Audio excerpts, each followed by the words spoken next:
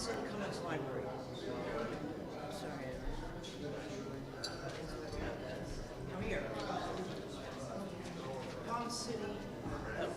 Why don't we tell people there are concerts coming up that Well, it's happening. you want them to know Oh, about? I'll put it out And there. these will be on the table. It's just, yes. Okay, great. It's just that it's next Saturday and following Tuesday. Yes, I'll put it on the table. Okay. Yeah, it's simply that there are concerts coming up next Saturday and the following Tuesday. And I think if you read this stuff, people will Anybody retain gets it the anyway. arts. I can't. So we'll put these on the table for our events. I'll hold a poll for that.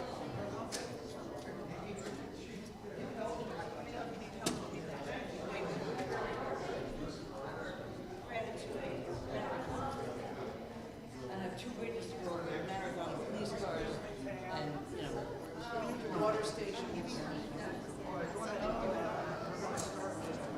And, you know, ambulances for the runner who went down and that sort of stuff. Yeah.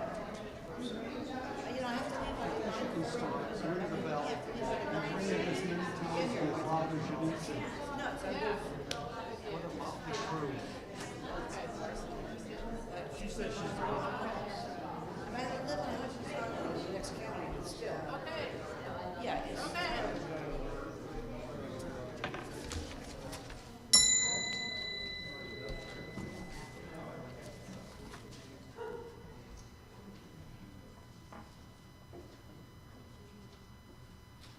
Good morning. Welcome to the Treasure Coast Unitarian Universalist Society congregation, in Stuart, Florida, one of those. It's March 5th today. My name's Judy Clow. I'll be your worship associate this morning. We're a welcoming congregation. We welcome people of all gender, identities, ethnicities, ages, and backgrounds. It's great to see so many vaccinated members in the church today. We also have people on YouTube. Good morning. To find out more information about us, go to our website at tcuuc.org. You can sign up for the Friday email newsletter there. Now we're here. If you have not already, please silence your cell phones. Visitors, if you are comfortable, please step up to the microphone and introduce yourself.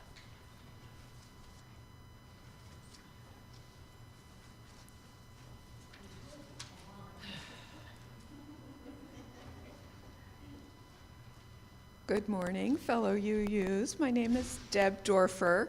I am sister to Brenda Messina, who's recently, I actually was the one to encourage her to come to a UU church because I'm a member of UU in Baltimore and have been for about 7 years. So I was anxious to come in and share your time together.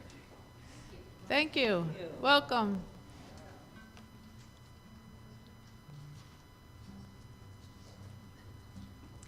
Good morning. My name is Janice Minshew. I used to live in Stuart for about 35 years. I'm visiting Marguerite this week, and I'm delighted to be here. I'm a member of UU in Tryon, North Carolina. Welcome. Nice.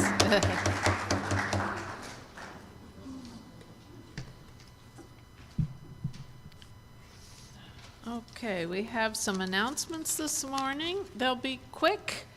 Brown bag lunch, Tuesday, noon, Stewart Memorial Park. It's this week. Men's lunch, Wednesday, noon, Key West Diner. Another announcement for next Sunday, Ken Teixeira will be in the pulpit. His topic is blood in, blood out, transcending our inborn drives toward conflict. Ken, I saw you somewhere. Do you want to? There's Ken. So you'll see him in the pulpit next week. There, Jackie mentioned some concerts coming up on the weekend to benefit the library in Palm City. More information will be on the table with details. A big thanks to all of those who helped with the service. Jackie Robbins, our cellist, and Judy's helping with the music, I think, again. On the piano, our greeters and ushers, our host, Karina, who's in here, our tech support, Rachel Valentino, and John Mourne's our hymn leader today, which is great. Marguerite Gregory and Janice, who just introduced herself, will be doing coffee and cookies today. So say hello. Reverend Bob MacDonald's in the pulpit. Now it's time for the prelude.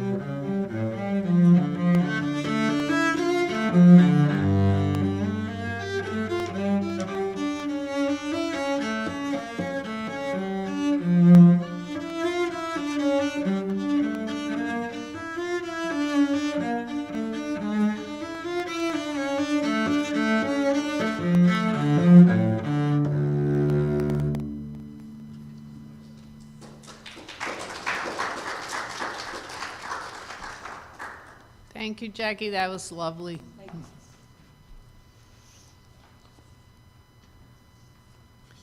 time to light the chalice. Each morning, we must hold out the chalice of our being to receive, to carry, and give back. Doc Hammarskjöld.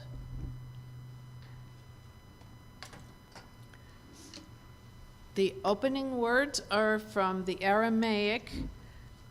It's the Lord's Prayer, translated by Neil Douglas Klotz in his book, Prayers of the Cosmos. I looked online, there's more than one version, which is rather interesting. So he's an interesting fellow. Okay. O birther, father, mother of the cosmos, focus your light within us. Make it useful. Create your reign of unity now through our fiery hearts and willing hands. Help us love beyond our ideals and sprout acts of compassion for all creatures. Animate the earth within us. We then feel the wisdom underneath, supporting all. Untangle the knots within so that we can mend our hearts' simple ties to each other. Don't let surface things delude us, but free us from what holds us back from our true purpose.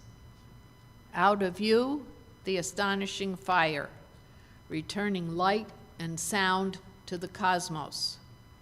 Amen.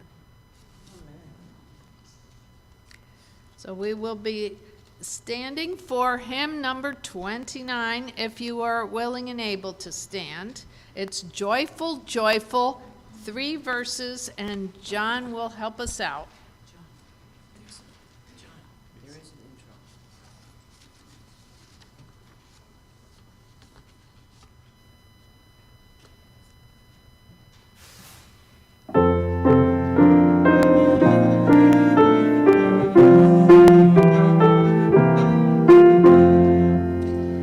Joyful, joyful, we adore thee, God of glory, God of love. Hearts unfold like flowers before thee, hail thee as the sun above. Melt the clouds of sin and sadness, drive the pain of doubt away. Giver of immortal gladness, fill us with the joy of day.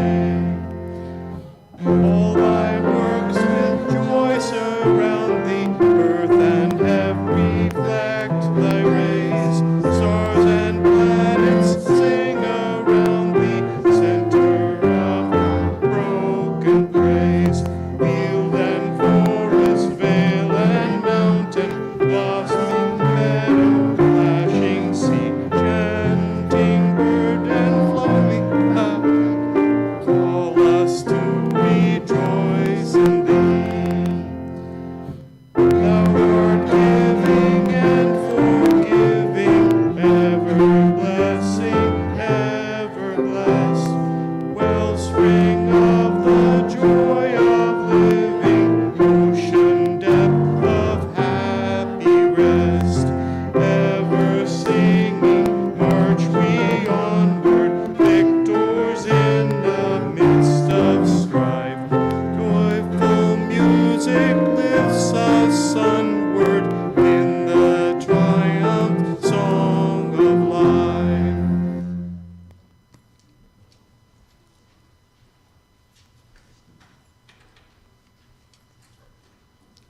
Let us recite our affirmation, speaking the first verse and singing the second. Love is the spirit of this church, and service is its law. This is our great covenant, to dwell together in peace, to seek the truth in love, and to help one another.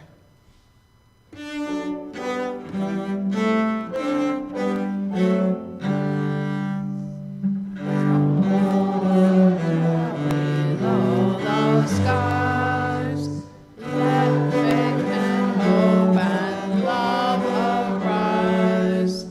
Let beauty, truth, and good be sung from every land, by every tongue. Amen.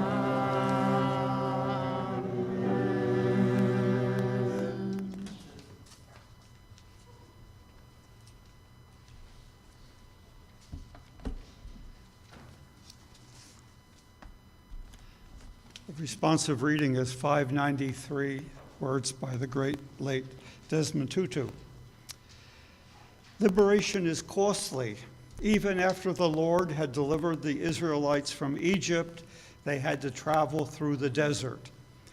They had to bear the responsibilities and difficulties of freedom. There was starvation and thirst, and they kept complaining. They complained that their diet was monotonous. Many of them preferred the days of bondage and the flesh pots of Egypt. We must remember that liberation is costly. It needs unity. We must hold hands and refuse to be divided. We must be ready. Some of us will not see the day of our liberation physically, but those people will have contributed to the struggle. Let us be united. Let us be filled with hope. Let us be those who respect one another. And now our time of sharing matters of joy or sorrow. We hope that as we hear each other, we will support each other. We will, and we want us all to know that. Please keep your matter personal and brief. and a stone will be given to you to put in our symbolic river of life. Who wants to share?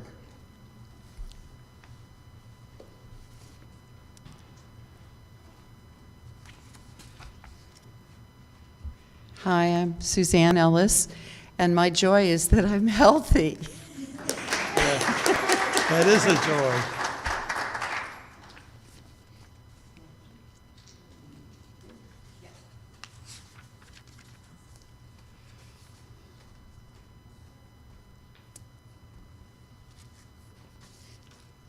Hi, I'm Marianne Robertson, and I have a joy, something that I put in the back of my mind and didn't want to be anxious about, but I guess most of you know when you turn 80 in Florida, if you're over 80, my driver's license came up for renewal this year, and when you're over 80, you have to take a vision test to get through it.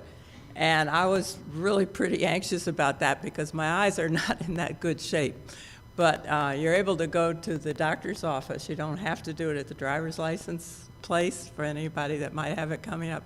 And it's a lot less stressful that way. So I was able to pass my vision test and get a driver's license for 6 years. So that's a joy. A relief.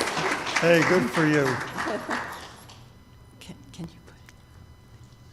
Anyone else?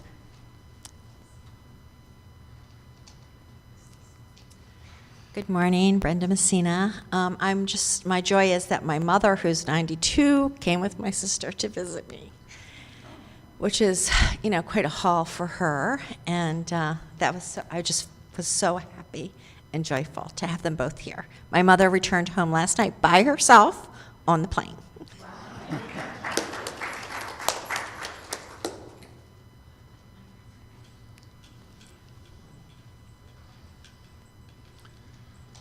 I celebrated my wife's birthday on Feb 25th, and I was reminded of the many happy days we had together.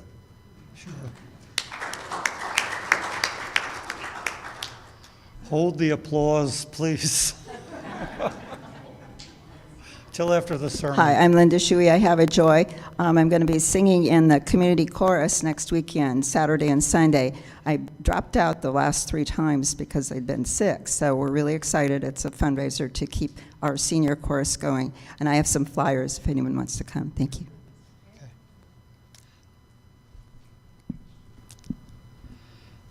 Okay. I wanted to express 2 joys, one personal, and that is that I just want to thank all of you, this congregation, for allowing me to do the things that I love all the time. And the second thing is from my colleagues and our spouses, the stubborn bastards and the prima donnas, they wanted to thank you for bringing so much joy to us in our performance, because we do that because we love it, and to see other people enjoying it was just a blessing. And also personally, I want to thank you for demonstrating to the stubborn bastards that Unitarians aren't a gloomy lot.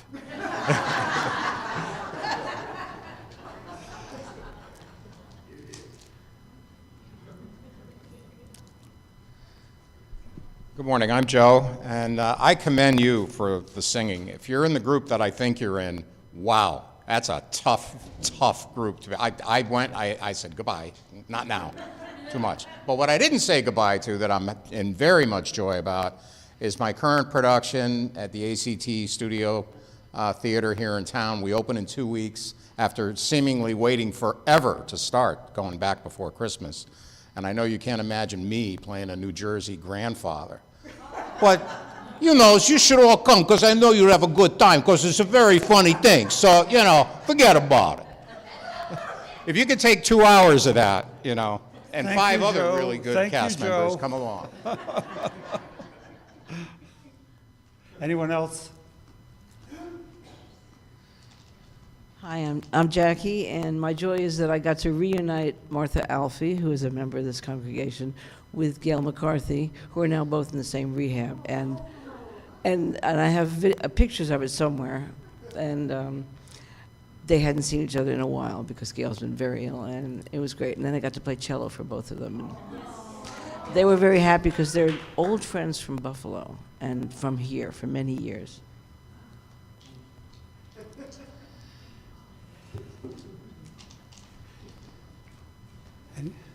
Anyone else? Joe? A lot of joy today. My name is Joe Hauk. Phyllis and I have new joy.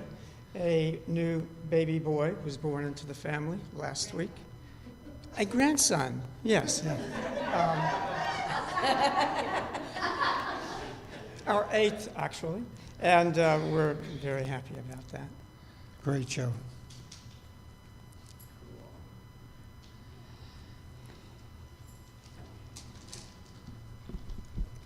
Hi, I'm Tia. I'm going to do that thing Bob does not like, which is tack on an announcement to the joy. We heard the joy last week, which is that our very own Debbie is getting married right here on March 18th, and we, the congregation, have volunteered to give her a reception. So there's a sign-up sheet, but for those people who would like to have some ideas into what we're going to do, we're going to meet in that tiny little room with our coffee after the service, so please come.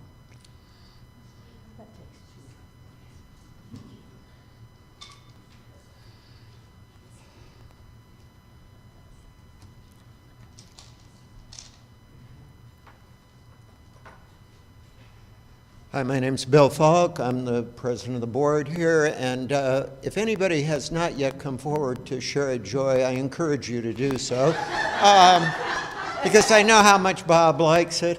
I have two joys to share. One, I'm glad to see my friend John Yannick is here this morning, another Annapolitan, another Marylander. There seem to be quite a few of us in here, actually. The other one that, like Kia, is kind of an announcement, but it's personal to me because I'm the president of the board. You will have great joy if you haven't already received your pledge drive materials. And we will be so joyful to get them back with huge checks in them. Anyway, pledges. Anyway, that's my stones in the river. Thank you. I thought he was going to tell you that we discovered that Bill, our board president, can hold his own with about 8 women on the dance floor the other night. He was quite proud of himself, and we were of him. Anyone else? Well, we always move one for people we don't say out loud, but we know we have people in our hearts and minds that we all carry with us. This is for them. The meditation is Richard Fuchs in the back of the hymnal. We lift up our hearts in thanks. For the sun and the dawn which we did not create, for the moon and the evening which we did not make, for food which we plant but cannot grow, for friends and loved ones we have not earned and cannot buy, for this gathered community which welcomes us as we are from wherever we have come, for all our free churches that keep us human and encourage us in our quest for beauty, truth, and love, for all things which come to us as gifts of being from sources beyond ourselves, gifts of life and love and friendship. We lift up our hearts in thanks this day. Richard Fuchs. And now moments of silence.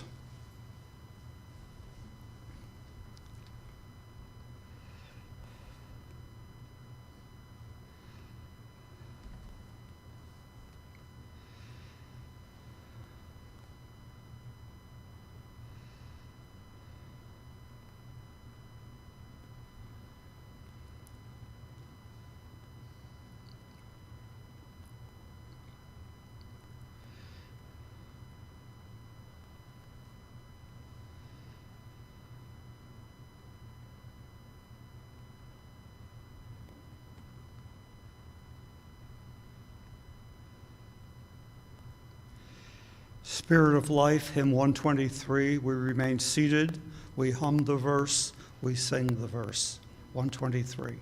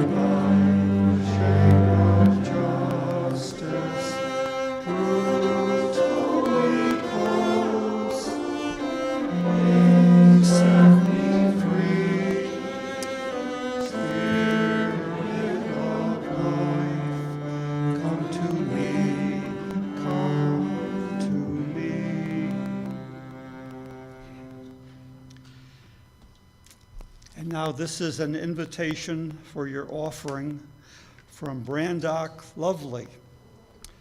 Let there be an offering to sustain and strengthen this place, which is sacred to so many of us, a community of memory and of hope, for we are now the keepers of the dream.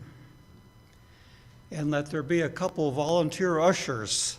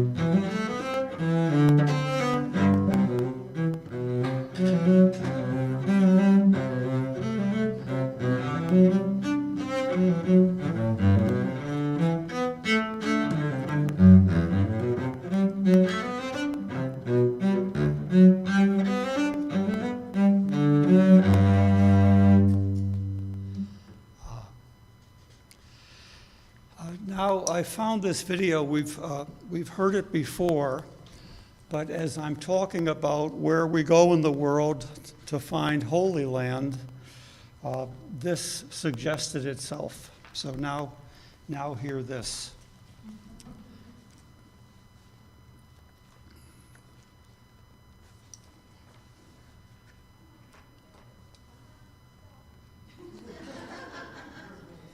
She said something, I know not what. We have hope.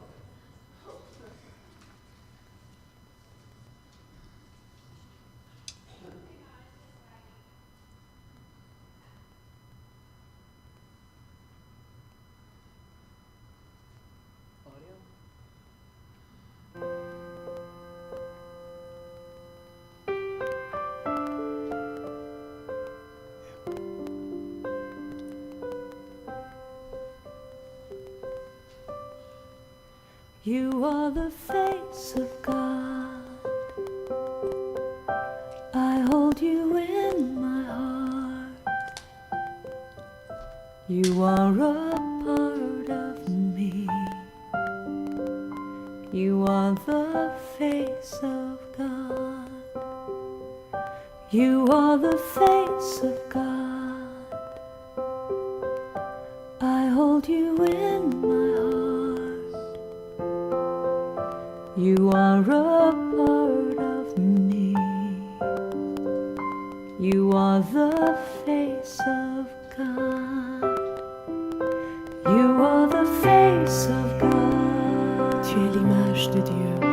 I hold you in my heart. Tu es l'image de l'amour. You are a part of me. You are the face of God. You are the face of God. Tu sei la luce di Dio. I hold you in my heart. Tu sei il volto dell'amore. You are a part of me. You are the face of God.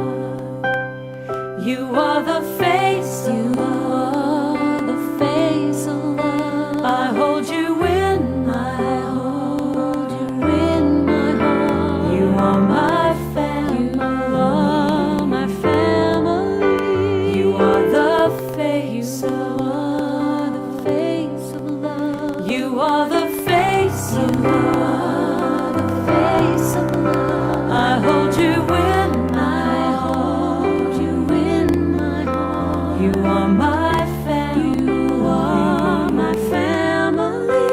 You are the face of love. The face of love. You are the face of God. The face of God. I hold you in my heart. You in my heart. You are a part of me.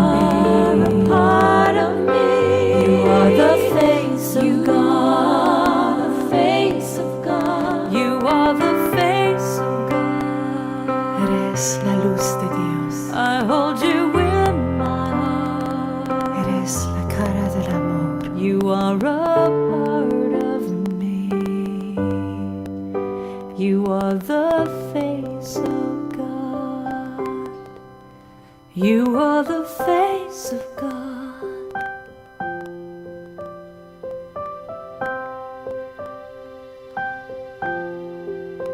You are the face of God.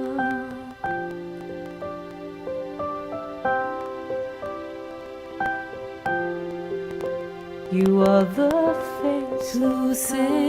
La luce di Dio. You are the face of God. The face of God. You are the face of God. L'image de Dieu. You are the face of God. The face of God. You are the face of God.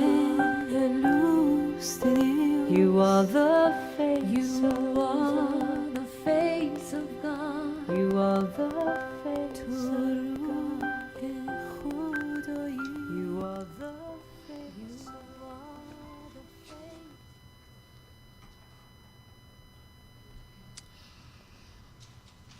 God. Before the sermon, I just want to mention that I said last week we're going to start that little group in that back room, the small education room.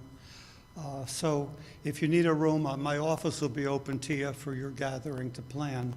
But the small room in that little office led by Pat, where is Pat? Over here. Yeah, is to reflect on what we've thought together here, what we've heard, or what our mind has gone to. I said we could talk about what matters now, but when we said we wanted to do this a while ago, people said definitely let's do it. So we're going to begin today about 15 minutes after the service ends. So time for a little fellowship and refreshment. And just to underline what a wonderful time we had Friday night. We seemed so alive. We got people even older than Bill Falk getting up and moving. I mean, it was just really, it was wonderful to see. I've said to people when we get only a handful here, I feel like we're having a near-death experience. But on many Sundays, like now and like Friday night, I definitely don't get that feeling. We seem most alive. We must keep that up. What dirt taught me, digging in Israel. My first trip to Israel was in 1985 and was a group tour of supposedly biblical New Testament sites. The group was almost all ministers, including a couple colleagues I knew from Long Island. I learned I didn't want to travel with ministers again. I know that sounds like a Groucho Marx joke. All were assigned a day to lead the group in a prayer at a supposedly special place.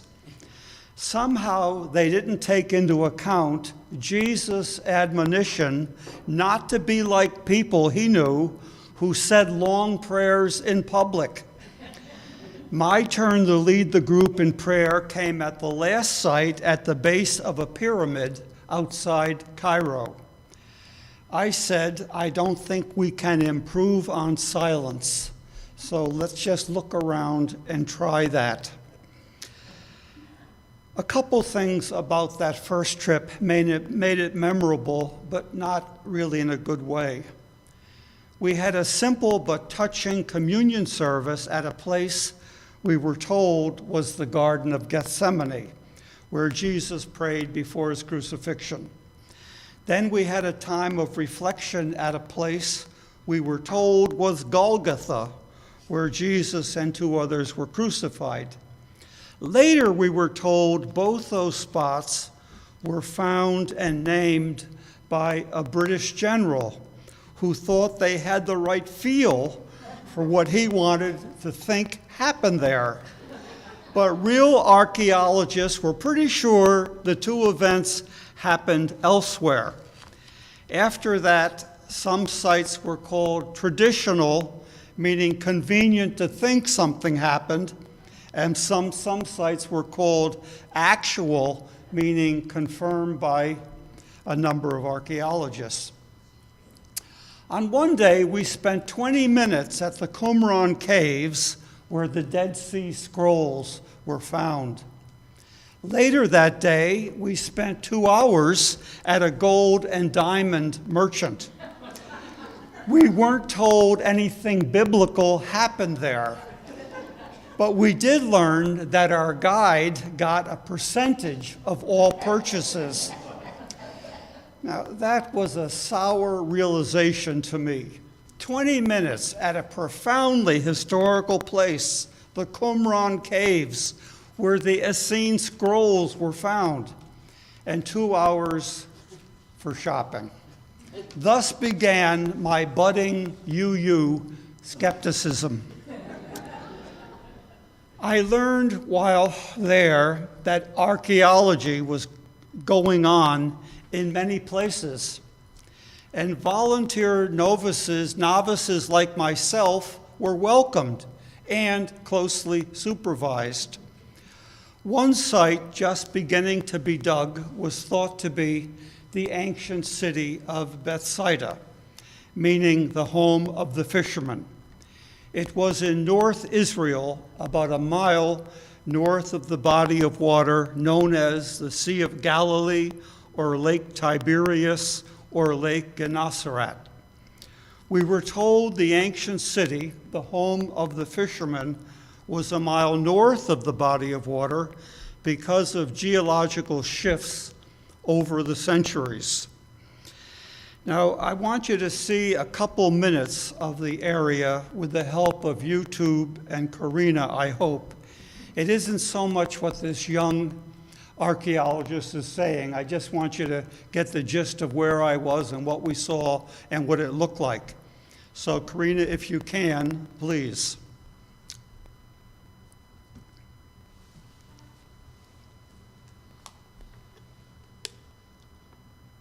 Because of its associations with biblical tradition, and also because we have many, many layers of occupation here. It goes from the 10th century BC all the way up to the Hellenistic and the Roman ages. So what we have this season are 3 different excavation teams working in 3 different areas. 2 teams are working on the Hellenistic Roman layer, and a 3rd team, my team, we're working on the 9th century area, and eventually we'd like to get all the way down to the 10th century. So what I'd like to do now is take you on a little tour of some of the more interesting features of this site. We're here now at a site within Bethsaida called the House of the Fishermen. This is where I did the We tend to digging. name sites based on things that we find in them. We really have no idea if this house belonged to a fisherman, but here in this structure, a lot of fishing implements were found. So that's what its name is. Now the area that we're standing in now is a courtyard. It's quite a large courtyard, probably about 25 by 25 feet. Generally, in this period, houses were built with central courtyards. Often they would have been covered in order to protect the occupants from the sun. Now, courtyards being at the center of the house, imagine sort of the main focal point of the house. Surrounding the courtyard would have been the various rooms, storage areas, the kitchen. So I know it's a little hard to tell from what you're seeing now, but over here we have an area that archaeologists before us have determined is the kitchen area. Generally, you can tell a kitchen area by oven structures, a lot of burn features, so charcoal and ash. So this is a pretty sizable house. So despite the name of the fisherman's house, it's likely that this house belonged to a very wealthy occupant of Bethsaida. What we're looking at here is one of the Hellenistic Roman era sites. We have several of our volunteers up on that wall unearthing as much of the structure as they can.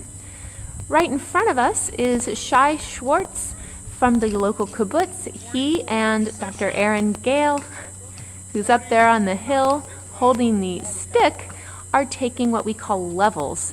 This measures the height of features relative to sea level. It's very interesting working at this site because we are actually working with negative numbers since we are below sea level. This is Dr. Aaron Gale. He's the chair of the Religious Studies Department at West Virginia University. I came with this group and we're having a lot of fun under the sun. Dr. Gale, why do you keep coming back here and how many years have you been doing this? Well, this is my 6th year on the dig. I came first in 2005, actually finding this dig on the internet. I was actually interested in digging at another site, wound up talking to Rami about Bethsaida, came here, and I've come back every year since, and now I bring students from West Virginia University with me every year. What's your favorite part of working on this dig? The favorite part is that you just never know what you're going to find, and it's kind of like a giant puzzle. Every year. Okay, you got the picture, and now there's going to be another picture left up, hopefully, of our group and some of the places where the digging actually happened.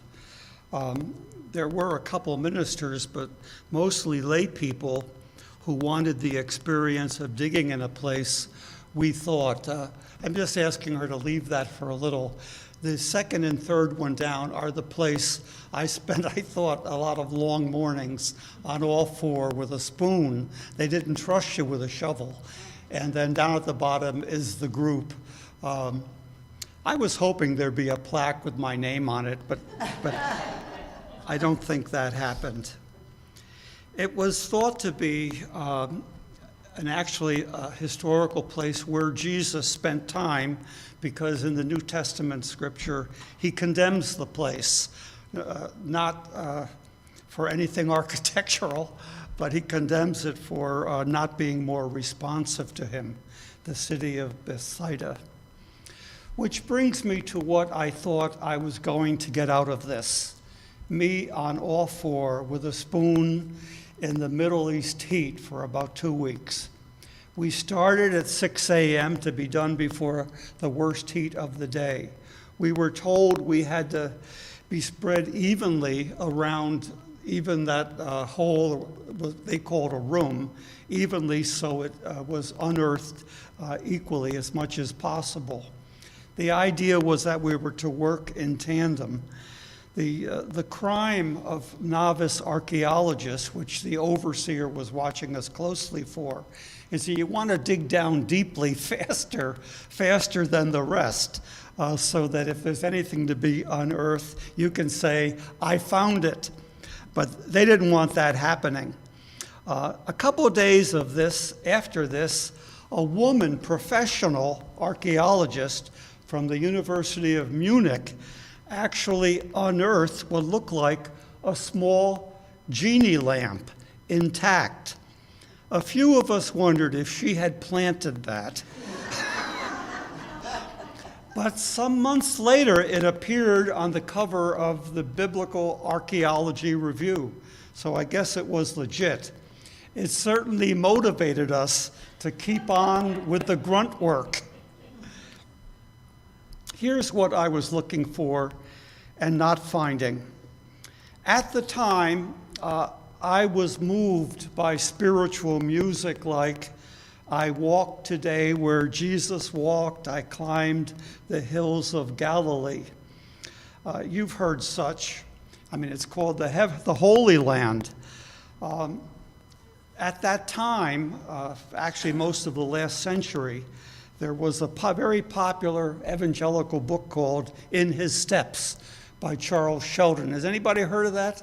In His Steps? Well, it was pretty well known. I was hoping to get something coming out of that earth. I didn't expect good vibes, like your good vibes, Janet. I didn't expect that, but I expected something. I expected spiritual. I was searching and digging. So I'm sorry if this sounds like a Forrest Gump quote, but we learned that holy is as holy does. How could it be otherwise? And where is holy? Holy is wherever you look for it, because your looking is the holy. If you have been blessed or graced, or lucky you, raised to discover that holy spans from faces as young as birth and as old as death, you don't need to travel very far. Holy, like beauty, is in the eye and the heart and the head of the beholder. Now, this is a parenthetical I can't resist.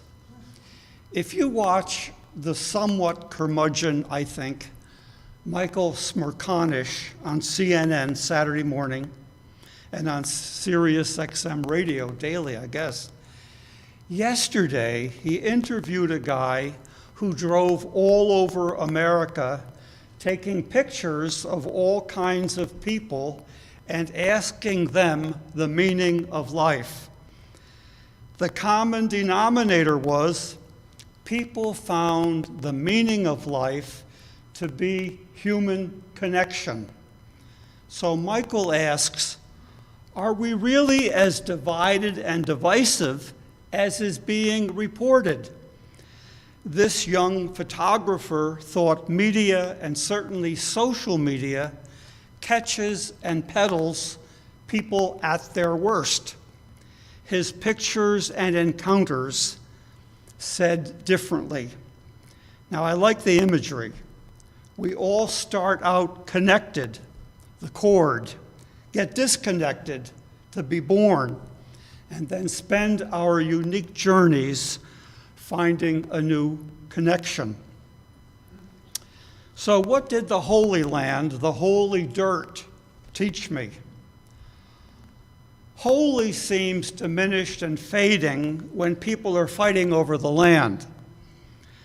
When I started going there, the settlements of Israelis on land taken from Palestinians was beginning, and the end result was obvious. It would be war over land. And now the government of Israel is intent on weakening the independent judiciary of Israel, which threatens to end democracy in the one Middle Eastern democracy. And it's been reported for some time that the Arab citizens of Israel are far more productive, meaning reproductive, than the Jewish Israelis. So when the time comes that there are more Arab citizens of Israel than Jewish citizens of Israel, well, something may have to be done to voting rights. It's scary. 3 religions starting there did not add to the holiness of the land.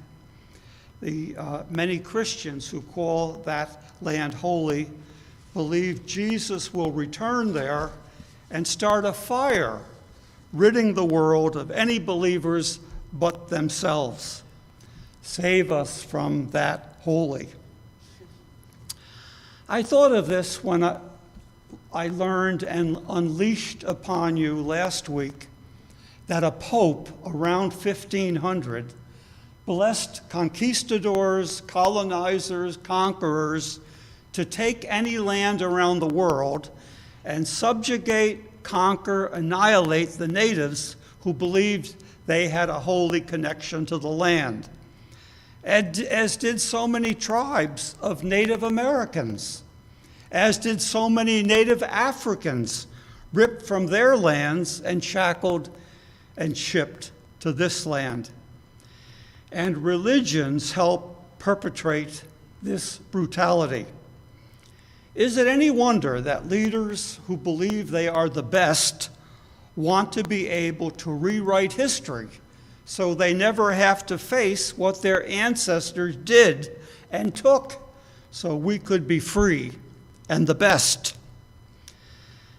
That word to be avoided at all costs, reparations, is popping up all over the world. Germans are having to give back art stolen from conquered colonies and from Jewish victims of Nazi ideology. A number of European museums are negotiating with former colonies to return stolen art and artifacts. The combination of holy and land has been deadly and devastating historically, and tarnishing more than beatifying. Holy and Roman were once connected to elevate the power of pope and emperor alike. The political power of the pope, once called the pope's temporal power, was particularly strong before the countries of Italy and Germany were unified countries. We know that a bloodbath in Europe called the 30 Years' War between Catholics and Protestants inspired our founders here and got us the separation of church and state. Thank whatever holy you might believe in, because the combination of church and state was all about power over people and not the holy in people. I want holy to be about spiritual, about beauty, about truth and meaning, just as that photographer on Smerconish was finding in all kinds of people in America. When holy is tied to one religion and one land, like Buddhism in Myanmar and Orthodox Christianity in Russia and white supremacist Christianity in too much white America, and one brand of Islam in Saudi and another brand of Islam in Iran, there goes deity, and there goes holy, and there goes peace. I hoped to experience holy in the Holy Land. It wreaked too much of pain, the pain and relief of the Jewish people who needed their own safe place and their own homeland, the pain of the people who were already there and felt displaced. So many leaders have tried: Carter, Clinton, Begin, Sadat. So many leaders have not even tried. Holy can't be another world you have to die for. It's got to be a world we believe in and are living for. The closing hymn is number 134, 4 verses. Our world is one world, 134. Let's stand as willing and able.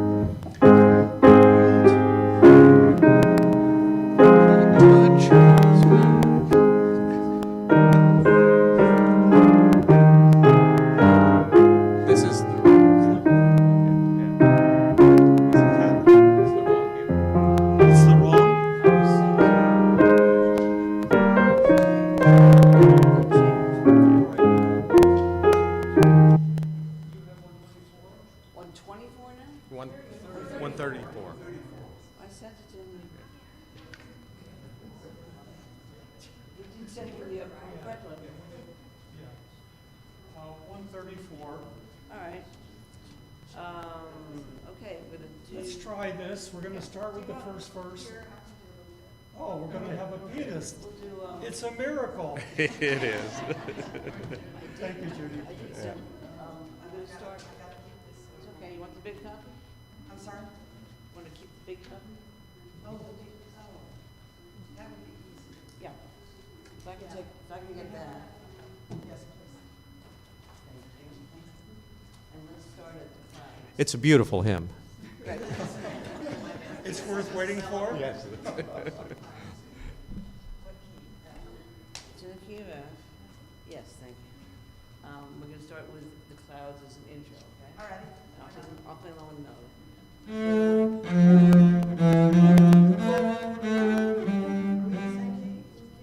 Key F. With the B flat. Here we go. Starts on an A. Yes.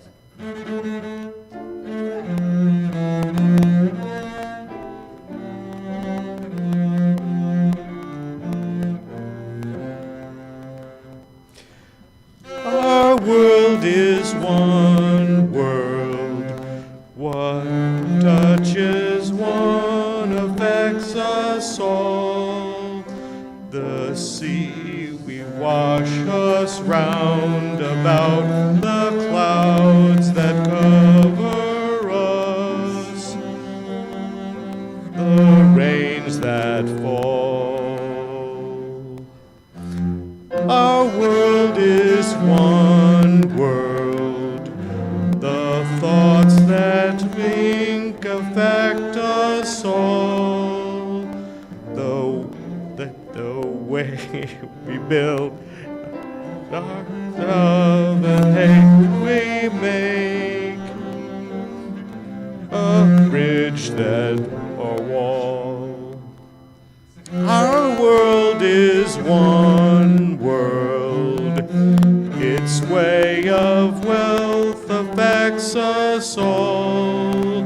The way we spend, the way we share, who are the rich or poor, who stand or fall. Our world is one world, just like a ship that bears us all, where fear and greed make many holds, but where our hearts can hear a different call. You know, I think we've got it now. Should we sing it again? No. Please be seated. Now, as Judy extinguishes, the closing words are by Theodore Parker. Be ours a religion which like sunshine goes everywhere, its temple all space, its shrine the good heart, its creed all truth, its ritual works of love, its profession of faith, divine living.